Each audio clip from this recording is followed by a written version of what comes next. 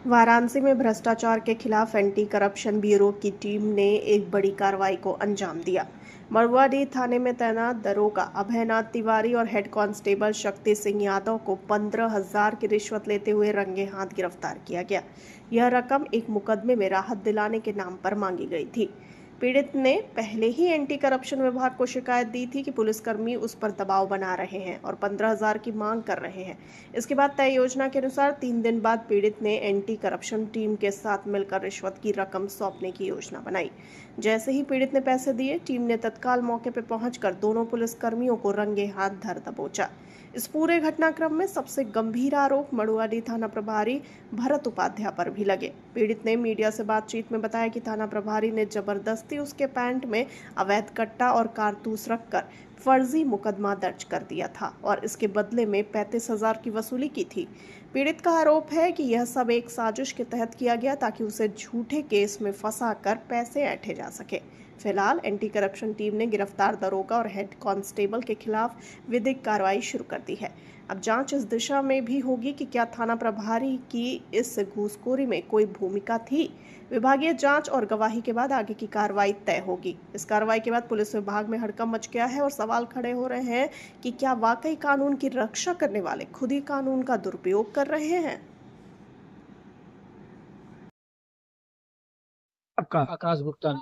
आकाश जी, किस तरीके की शिकायत आपने किया था? सर जी, हमने हमारे बगल हमारी सैलून की दुकान है, हमारे बगल में एक दारू ठेके की दुकान, जिससे रात को 2 लड़के आए, शराब की दुकान खटखटाए। मैं वहीं पे अपनी दुकान बंद करके जा रहा था और दारू की दुकान का मैनेजर निकला और उसने मुझे गाली गलौज से भाई बात करने लगा। मैंने कहा मैंने शटर नहीं पीटा है। तो उस बात पे गाली गलौज बढ़ गई तो बात हाथापाई पे आ गई। तो उसके 5 स्टाफ थे, मिलकर हमसे भाई हाथापाई करने लगे। तो हम थे, फिर हम कहे अच्छा रात की बात है, खत्म हो गई। तो फिर उसके बाद वो लोग मुकदमा करा दिए। तो हमको अगले दिन 17 तारीख को पुलिस उठा के लेके मड़ुआडीह थाने और ले जाके एसओ साहब के ऑफिस में। वहाँ एसओ साहब थे और 3 ये अभयनाथ तिवारी दरोगा थे और 2 सिपाही 3 सिपाही थे। तीनों सिपाही मिल के लगे हमको उसके सामने मारने। मारने के बाद फिर कहे कि क्यों गए थे ये वो। हम कहे सर आप कैमरा देखिए, मैं नहीं गया था। तो कहे लड़ाई झगड़ा तो किए हो ना। हम कहा चल गाली दे रहा था, झगड़ा हुआ है और शटर भी हमने नहीं खोला है। तो वही सब बात हो रही थी और हमको वहीं पे मार रहे थे और जिसकी थी दुकान थी वो भी वहीं पे था, वो भी हमें मारा उनके अंदर एसओ साहब के ऑफिस के।